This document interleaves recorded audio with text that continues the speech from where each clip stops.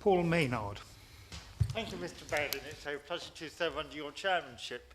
I have to say this has been one of the more enlightening and intriguing inquiries that our committee has embarked upon since I joined it after the last election, and it certainly brought home to me how I believe we need to see buses as actually a part of the social services almost, and just how many people actually depend upon them. And in a relatively deprived constituency like mine, where many people either can't afford to own a motor car, or maybe aren't well enough or active enough to be able to drive around, the buses are an essential part of their lives. And it was frustrating trying to extract from some of the commercial operators who appeared before us. I kept asking them to give me a definition of a socially necessary journey, and they squirmed. And they couldn't give me an answer. I think they won the award for Worst Witness of the Year so far, I have to say. But what the report, or the inquiry rather, also enabled me to mull over was what role there is for government in bus services. Is it still appropriate to expect the minister here in Whitehall to pull a lever and somehow leverage up the quality of services across the country? I think it is an unavoidable truth that local bus services are best decided by local councils or some form of locally accountable body.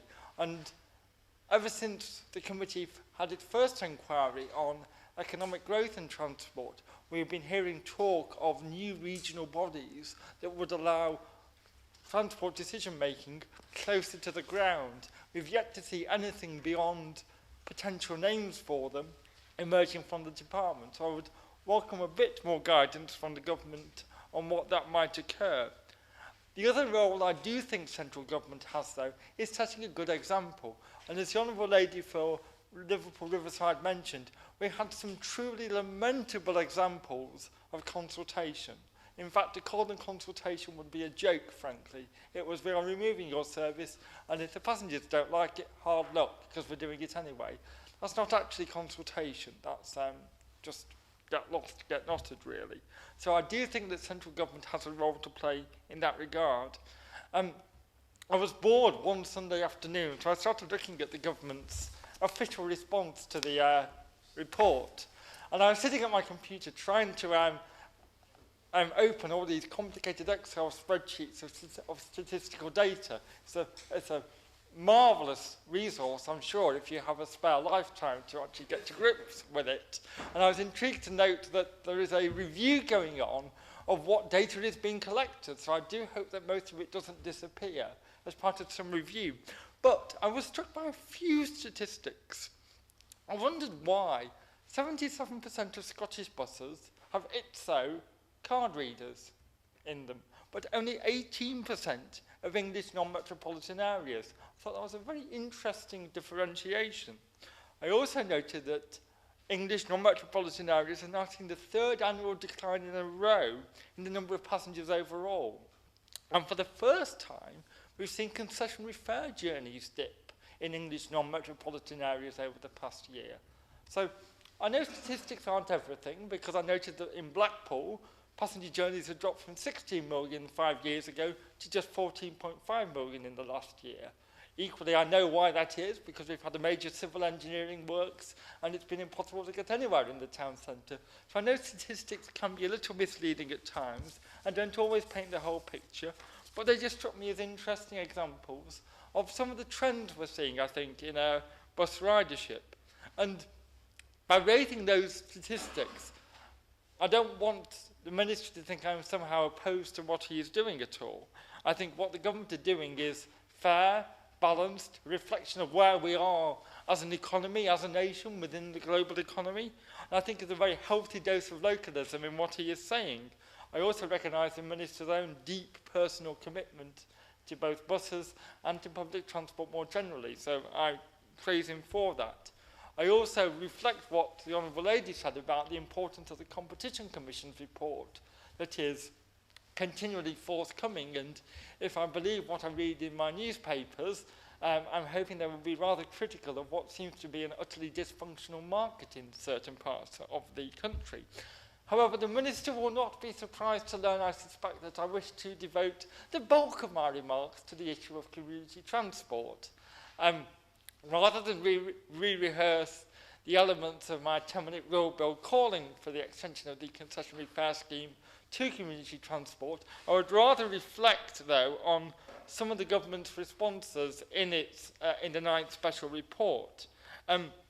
Like the Minister, I do share the desire to put community transport on a more sustainable footing, with less public subsidy and building on the social enterprise model. Long term, that has to be the way ahead.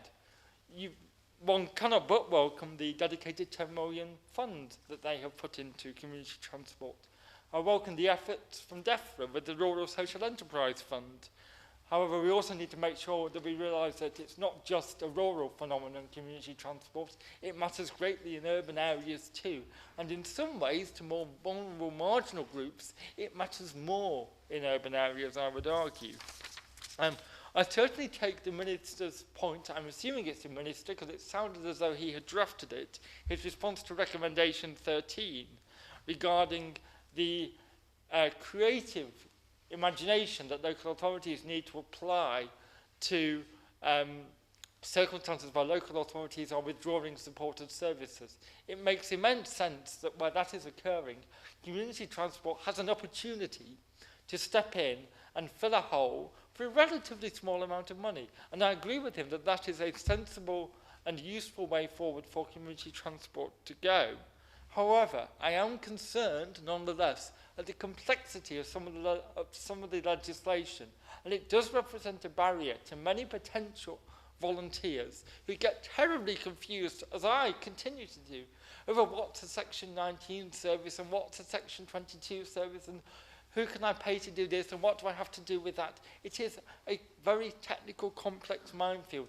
I recognise that both VOSA and the traffic commissioners put an awful lot of effort into trying to guide providers through this minefield, but it is still deeply complex.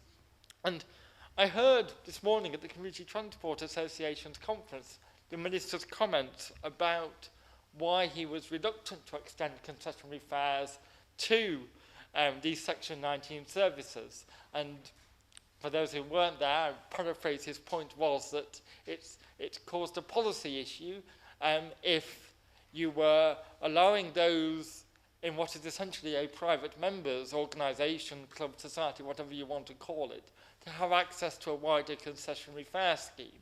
And over lunch I have thought about that a little, and it does strike me that that's coming at it from the wrong way in my point of view, because many of those people are having to join a dial-a-ride scheme in the first place because they cannot access mainstream public transport. I wonder, this is perhaps part of a dialogue rather than a direct challenge, whether the problem is more with the 1985 Act and the high threshold it sets for accessing Section 19 services that is the problem, rather than the reason not to extend concessionary fare schemes to the Section 19 services. I'm also intrigued, I think intrigued is the correct word, by the government's response to the wider issue of concessionary fares. It rightly points out that community transport will usually offer, and I quote, a more flexible personal service, which could become, quote, the mode of choice for concessionary pass holders. And whilst I wouldn't deny that a sudden, rapid expansion overnight of community transport would undoubtedly cause problems for commercially provided services and supported services, but I do struggle to understand why the provision of a high-quality service, of a high-quality excellent service that responds to people's needs should somehow be seen as a problem. I've never been one to believe in levelling down to the lowest common denominator. It's one reason why I find myself on this side of the house, I do hope. And I would like to see other mainstream providers encouraged to raise their game, rather than be told, well, look, don't worry, we're not going to make it too uncomfortable for you. We're going to make sure the community transport lots stay in their box and don't put you to shame. That would, I think, not be terribly helpful. I also understand the Minister's point about the possible danger to supported rural buses, which I do take on board totally.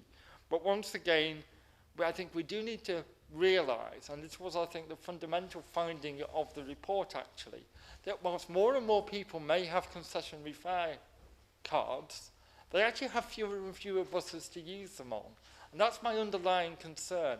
I am thoroughly pleased that the government has lived up to the pre-election pledges of both parties to protect the concessionary fare scheme. That is entirely right and proper. But what we now have to do is make sure that the vulnerable citizens in my constituency and those of every other members actually have the services they need to ensure that they can get to where they need to go. And I'm not convinced that either local councils or local commercial providers have yet got their mindset to a place where they think vulnerable people need to get to GP surgeries, to hospitals, to libraries, and that is where the bus network should go.